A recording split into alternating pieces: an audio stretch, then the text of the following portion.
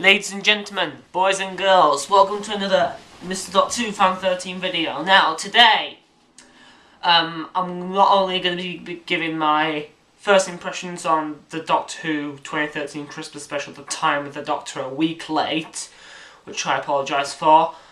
But yeah, so, hang on, let me rephrase that. Today's video is basically just going to be a summary of what I think, how I think Doctor Who has, been in its 50th anniversary year, 2013. I'm going to take a look back at all the episodes that have aired this year, and then I'm going to give my thoughts on The Time of the Doctor. So, yeah, you'll see how my, opinions have changed on these stories, if they have, since my first impressions videos back when they first aired, dating all the way back to the Bells of St. John. So I'm going to be covering all the episodes that have aired from the Bells of St. John to the Time of the Doctor. So without further ado, let's get started with what I think of Doctor Who, The Bells of St. John, starring Matt Smith and Jenna Louise Coleman.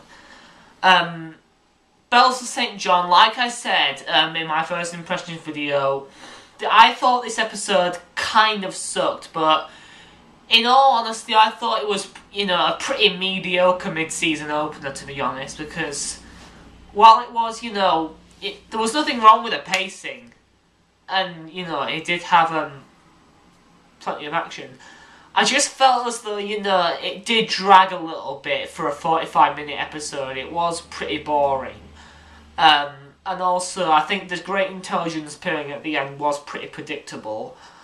Although, I still think it was at least watchable. It was better than some stories we've got this year. But, yeah. So, that's the Bells, my thoughts on the Bells. Well, actually, I guess I should do some explaining. If you want to know my full thoughts, just go back and watch my first impression videos. But Bells of St. John, I thought was, mediocre, to say the least. Mediocre at best, yeah. Well, mediocre at worst, actually. Wasn't a bad episode, it just wasn't exactly one of the best, it wasn't good in any way. I know some people like this one, and if you do, that's fine. But it just didn't really do anything for me. Excuse me. Should have blown my nose before I did this video. But anyway, moving on to so that's Series 7, Episode 6, The Bells of St. John. Now moving on to Series 7, Episode 7, The Rings of Akhaten, starring Matt Smith and Jenna Louise Coleman.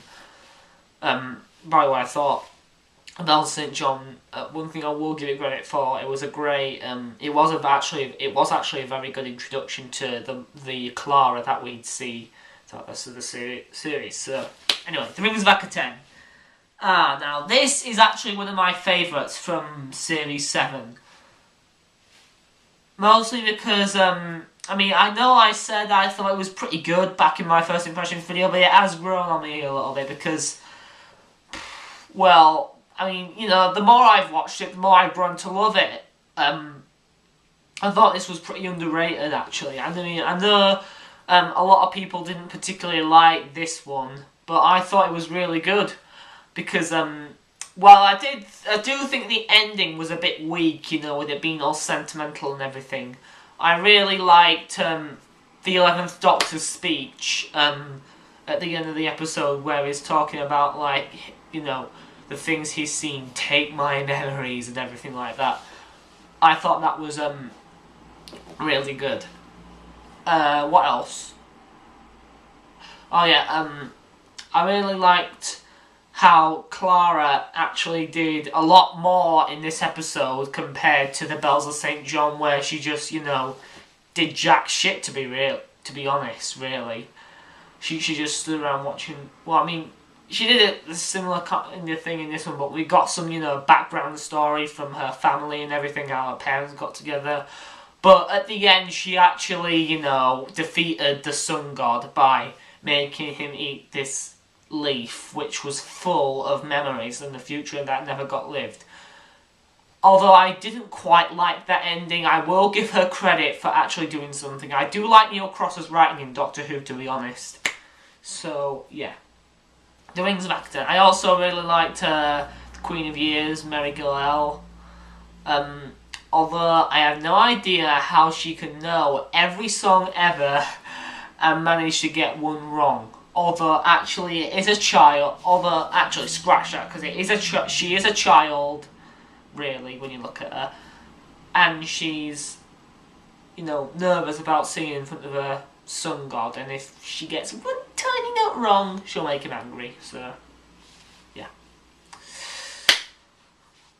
Cold War next, Series 7, Episode 8, starring Matt Smith and Jenna Louise Coleman.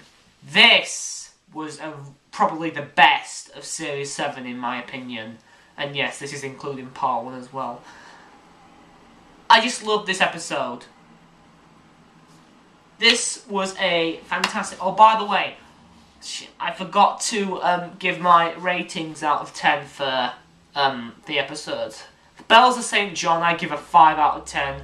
Rings of Akhaten, 8 out of 10. But now moving on to Cold War. Now, this was an episode that I thought was particularly really good. A great return to the Ice Warriors. Although I was a bit disappointed that they no longer had the hissing voices, but you know, I don't mind the gruff voices. But you know, doesn't matter. I can live with that. Also, you know, I thought the design, I liked that they kept it similar to the classic series, and also, as well as all that, it told a great story. Mark Gatiss really impressed me with this one, I guess you could say. But yeah, so overall, I'd say Cold War. I can't really say much about this actually, because it's similar to Dalek, I'd say, only without the horrible Adam Mitchell character portrayed by Bruno Langley in that story and The Long Game. But yeah, so Cold War, I really enjoyed this one actually. I really enjoyed it. I give it a 9 out of 10. I thought Scarlet was pretty threatening, although I do think it could have been better as a two-parter. You know, I still liked it. I still found it very enjoyable. So yeah, I'll give it a 9 out of 10. Series 7, Episode 10, Hide. Sorry, Series 7, Episode 9. What is with me today? Series 7, Episode 9, Hide, starring Matt Smith and Jenna Louise Coleman. Now, this one I thought was another good Neil Cross script. It wasn't as good as The Rings of Akhaten, I thought, but you know, it was still pretty cool. I thought the atmosphere was very chilling. You know, I liked the characters. The dialogue was very fascinating. How we got to find out about, you know, the background story of these two new characters. What were the names? I've forgotten the names, but you know, the man and the woman who was helping him, they happened to like each other. But also, I like the chemistry once again between Matt Smith and Jenna Coleman, you know, as a Doctor and Clara. One thing I forgot to mention about the previous 3 episodes, they have great chemistry. But yeah. So, let's see what else. Oh yes. Not only did I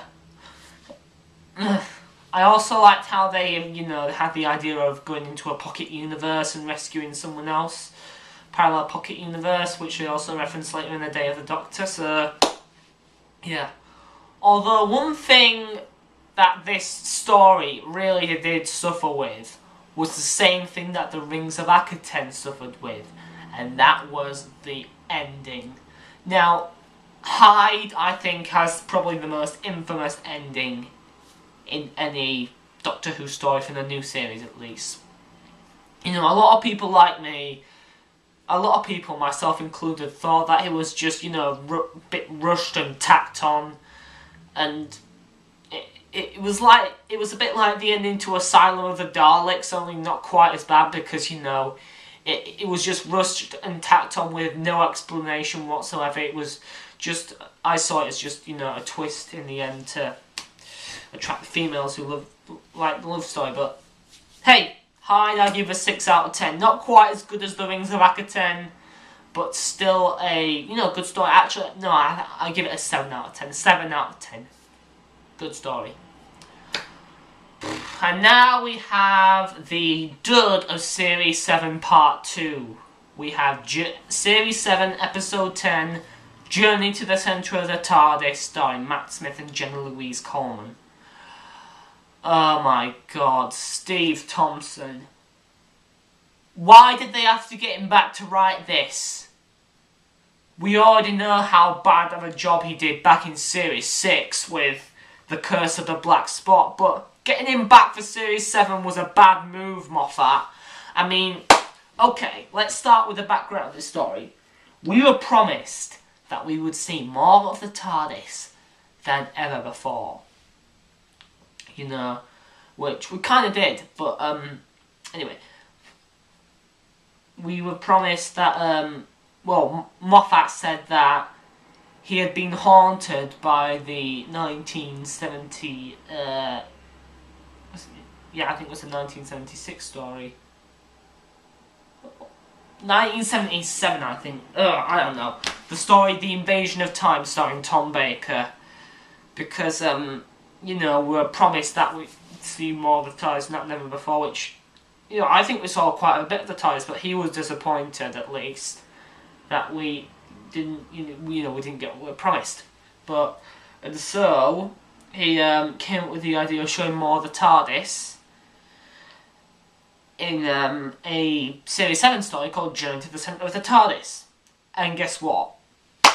He came up with the idea and left the rest to Stephen Thompson. Why? Why? Why, Moffat? You can't trust Stephen Thompson, you should know that. You should have left it to someone like, I don't know, Tom McCree, who wrote The Girl Who Waited. Let's see, who else could have done it? I'd say Neil Gaiman, but, like, I'm trying to think of other writers who haven't written a story for series. You should have given it to someone like Richard Curtis or Simon Nye, who wrote Vincent and the Doctor and Amy's Choice, respectively. But anyway, enough of that. What I thought of this story, it was just a cluttered mess. The supporting cast were probably the worst, I repeat, the worst supporting cast ever seen in Doctor Who history. They had no character. The actors were just not giving good performances at all. Like, they sounded really sarcastic, like, whoa, awesome. Like, it just made me want to facepalm myself half the time. I hated this story because it was such a cluttered mess, and I mean, the time zombies did look pretty cool, but there was no explanation for anything. If it wasn't for Asylum of the Daleks, I'd call this the worst of Series 7, but it's just the worst of Series 7 Part 2. It's a bad story. The second worst of Series 7 overall. 3 out of 10. I cannot believe how bad this was. The only thing I liked about it was the speech between, the duologue between the Doctor and Clara, like when they were about to jump off the cliff. But that's about it. Then we have Series 7, Episode 11, The Crimson Horror. Now this one, I didn't really like it that much, to be honest. I mean, it was better by a million times than Journey to the Centre of the TARDIS. But it still wasn't that good. I thought it was probably Mark Gatiss' weakest script to date. I mean, you know, I like the gesture. I appreciate the fact that he's, you know, writing something he's always wanted to write about, you know, like a sort of Frankenstein story set during Victorian times, which, you know, I can see that, but it just didn't do anything for me, really. 4 out of 10. Wasn't that good. It was quite silly, especially with a Paternoster gang, but hey. So then we have Series 7, Episode 12, Nightmare in Silver. Now this one, like a lot of other fans, I had really high expectations for because 1, Cybermen are coming back, and 2, Neil Gaiman, a brilliant genius writer who wrote The Doctor's Wife back in Series 6. I was slightly disappointed when I saw this one, I'm not gonna lie. I mean, it wasn't a bad story by any means, but it didn't, you know, it wasn't the spectacular cyber story we were all hoping for. I mean, I suppose the Cybermen were kind of ruined, but not as much as, you know, the Cybers ones back in Series 2. But, you know, I still thought Neil Gaiman did a good job with this one, you know. It was good. It could have been better, but it was still good. I loved seeing the Doctor, you know, compete with the cyber planet inside his head and everything. I thought that was brilliant, so yeah. And also, the one thing that major flaw that this story suffered from, the kids.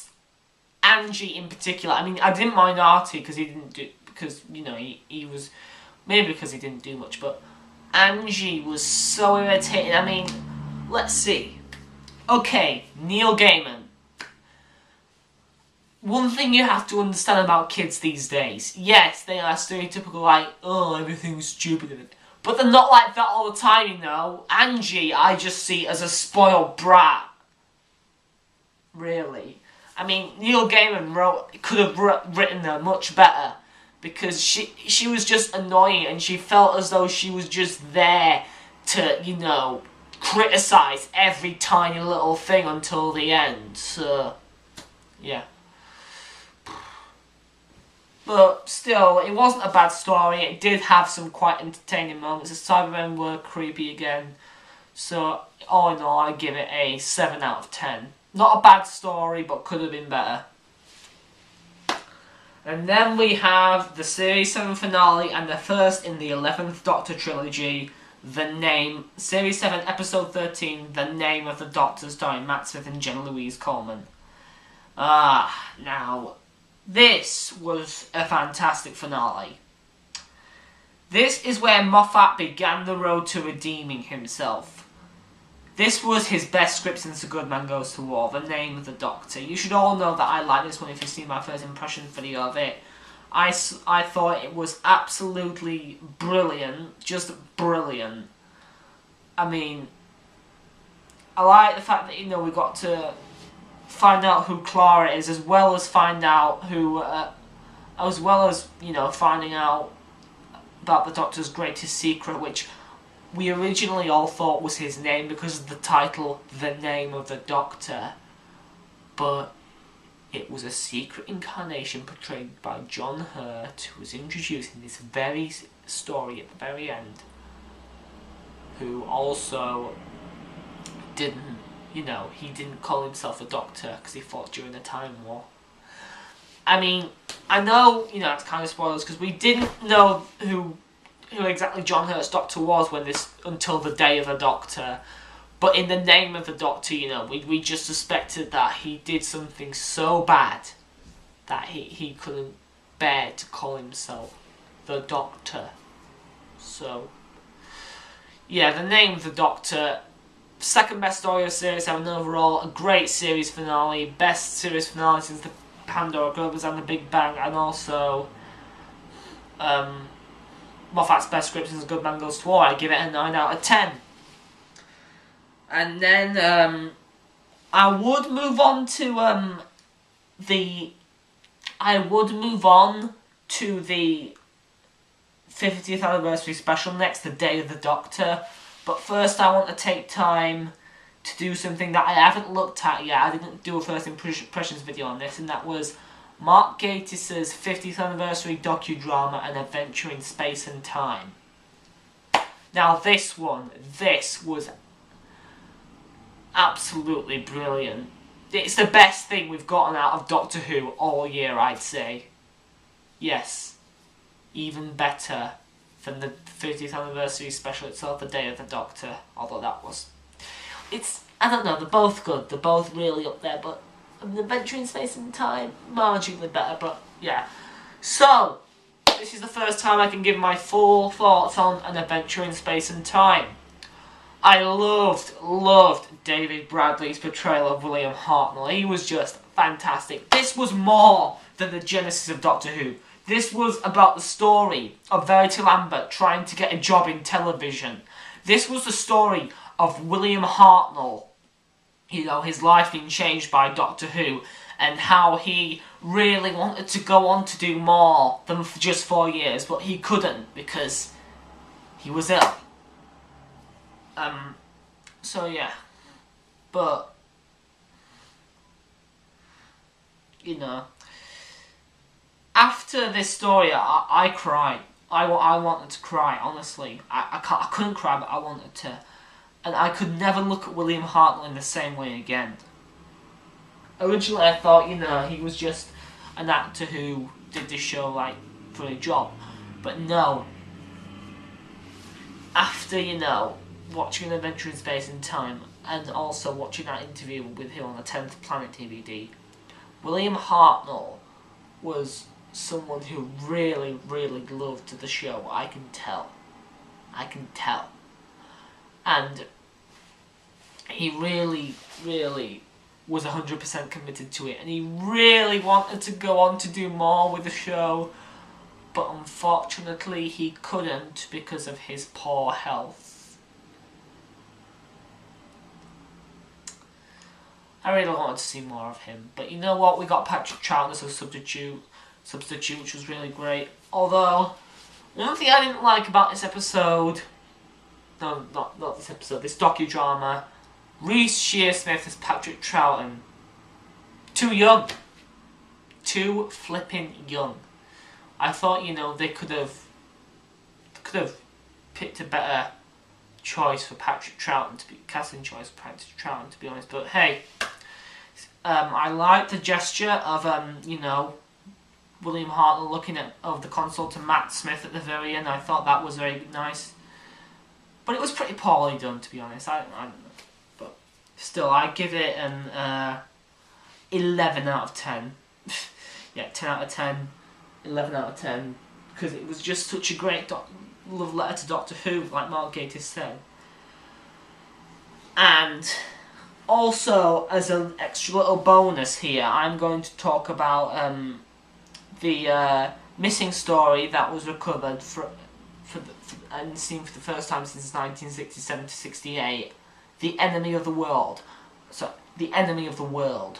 I'm not going to talk about The Web of Fear yet because I haven't seen it, but Enemy of the World, starring Patrick Troughton.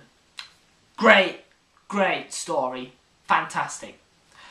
I like how Patrick Troughton, you know, he portrays the role of Salamander as well as the Doctor very well in this, when you can really tell the contrast between the two, and you can't believe it's the same actor playing him.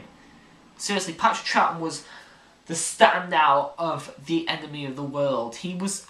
It's just a great story, mostly because of him, and also you know, I can't really say much about Enemy of the World. You have to watch it for yourself. It's a great story. So I'll probably give it. Do I give it a 10? 9 or 10 out of 10, I don't know. I've only watched it once so far. Anyway, now we have the 50th anniversary special itself, The Day of the Doctor. Now you all should know, if you've either seen my Christmas special video, DVD unboxing, or my first impressions video, that I love The Day of the Doctor. It is one of my favourite episodes of Doctor Who ever. I love it. Love it. Fantastic story. 10 out of 10. Starring Matt Smith, David Tennant, Jenna Coleman, Billy Piper and John Hurt. All of which were great in this. I really liked how Billy Piper wasn't playing Rose, she was playing Homer. Because if it was Rose, it would have been like, oh, I hate you, get out. But yeah, so I really liked John Hurt's portrayal of the War Doctor in this. It was very, very good. I really liked it. So, yeah, I also liked how the fact that how all of the three main Doctors, 11, 10, and War, all you know, had great chemistry together on screen. You know, Matt Smith, David Tennant, and John Hurt. They were the scenes with them alone were the best parts of the episode. However, the standout of the entire thing must go to the scene where all 13 Doctors, yes, that's right, William Hartnell, Patrick Troughton, John Pertwee, Tom Baker, Peter Jensen, Colin Baker, Lester McCoy, Paul McGann, John Hurt, Chris Eccleston, David Tennant, and Matt Smith, and Peter Capaldi. All 13 of them are working together to save Gallifrey. That was just fangasm alert! Fangasm alert! That's all I was thinking when I saw all 13 Doctors come together on screen to save Gallifrey. And, when I saw Peter Capaldi, I was just shocked. And also, I loved it when you saw Chris Eccleston, even if it was archive footage. I love seeing Chris Eccleston there because he's my favourite new series Doctor. But anyway, yes, The Day of the Doctor, 10 out of 10. Great story, great story. And now we come to the end of this video with my first thoughts on The Time of the Doctor, Matt Smith's regeneration story, and a 2013 Christmas special. I think I'm going to get a lot of hate for saying this, but it was okay. I thought it was okay. It was good. It wasn't great, wasn't spectacular, but wasn't bad. It was good. I really liked Matt Smith's final portrayal of the Doctor in this. He was fantastic, the standout of the episode. I also really liked how Jenna Coleman's portrayal of Clara. She was really passionate about keeping the Doctor safe, and the one thing that stood out the most, though, like, the first 40 minutes I thought, they were watchable, they were kind of boring. But the one thing that stood out was the last 10 minutes. The last 10 minutes of the episode kept it from falling into the abyss of bad Christmas specials. When the Doctor was humiliating those Daleks, and the Time Lords gave him a new set of regenerations. Regeneration number 13. I was so excited at that point, because it was so funny to see him humiliate the Daleks, and also, as well as that, I just really loved seeing him, I thought the old man outfit was, I thought it was pretty cool, I liked how, although, judging, knowing that it was Matt Smith in that, I didn't find it very believable, by the way he acted at the end, whenever he was, waving his walking stick about and ended up, like, the way he exploded onto the Dalek ship and everything. But hey. And also, that final scene in the TARDIS, that last speech he did made me want to cry. Although the one thing that kind of ruined it was Amy Pond's cameo. I appreciate the gesture, it's great fan service because it's the first his face ever saw. But I still think, it could have been done better if Amy just wasn't there. Because it was Clara's moment there, I thought. So, yeah. But when he took off that bow tie, and when the long song from the Rings of Akhaten started playing, that was a punch to the guts. A right kick to the balls. I wanted to cry, seriously, at this regeneration, but then, when Peter Capaldi showed up, my sadness turned into happiness. My first impressions on Peter Capaldi, based on, his 3 or 4 lines of dialogue in The Time of the Doctor, he is going to be a great Doctor, I think. his acting is fantastic, seriously. That last line that he said at the end of the episode was hilarious. Do you happen to know how to fly this thing?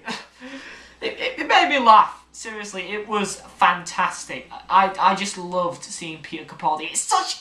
Although, I am so flipping mad that we have to wait 9 more months until autumn of 2014, till September, to see him in action. Why? It wasn't a good idea to make us wait all the way from December 2011 to September 2012 for Series 7 Part 1. At least I'm not splitting the Series 8. But yeah, kind of annoyed that we have to wait 9 months to see Peter Capaldi in action as the Doctor, because I'm ready. Ready for Doctor Who to come back now. But no. You have to wait all the way until September of next year. Anyway, so that's my full thoughts on Doctor Who in 2013 overall.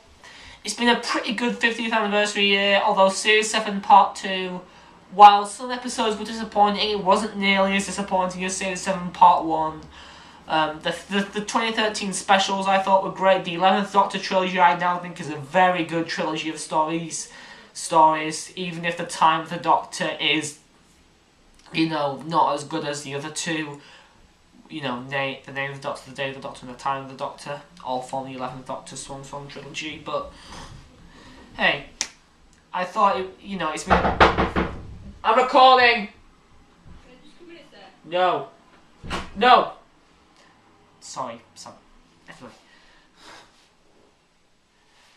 Yeah, I thought it was a very, very good year for Doctor Who, you know, especially with the Day of the Doctor and an adventure in space and time and all that.